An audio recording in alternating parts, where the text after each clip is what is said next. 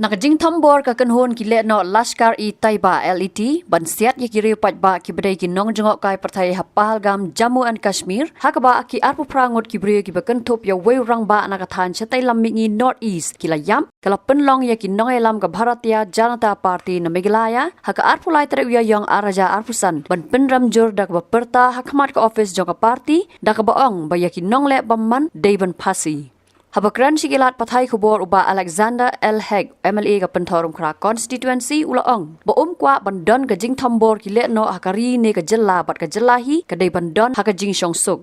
Nimdei banailat ya ki tourism ban ye ki kam tanbor. Nimdei banailat. Nimdei banailat. Nimdei banailat. Ya ki nong le pamman Dawan Phasi. Ya ki nong le pamman Dawan Phasi. Our protest against the terrorism.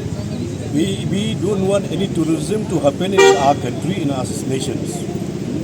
We want the peace in the world, we want the peace in Bangladesh, we want the peace everywhere. We don't condemn anybody, but we want the peace and the human being relationship to all the people.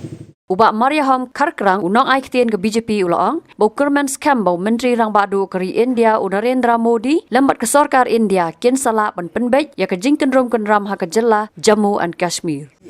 Kashmir has become normal for quite a long time now, and our Prime Minister has put all out efforts that Kashmir should be brought back to normal, especially after the abrogation of 370. Normalcy was there, tourism is thriving, but these people, these terrorists, and I guess they have come from across the border, they don't want Kashmir to develop. So they are all out to destroy Kashmir, and we have full faith in our Prime Minister and his government that will bring these people, these terrorists, these murderers, they'll bring them to justice. And justice will be brought to them, and they will be brought to justice here in India, in our own soil. Habatin, pej bahagi kashab plus F. Ka plus F? Hakabam bangibam dunaki eki batte ye kamet. Namar kata habathiru atau khau kamlu ka umpnyang kadut pej ya kashab plus F haka jingsom. Yaki nutrient kumki vitamin bat ka ayan la icon diat bat ka bathau bha kam khta ka dur jingki marbam ka jing mat lani ka rukom shed yaki. Balehi banai kita. Kadon ka we ka jing mentoy ba kongsan. Ka kot ka kia.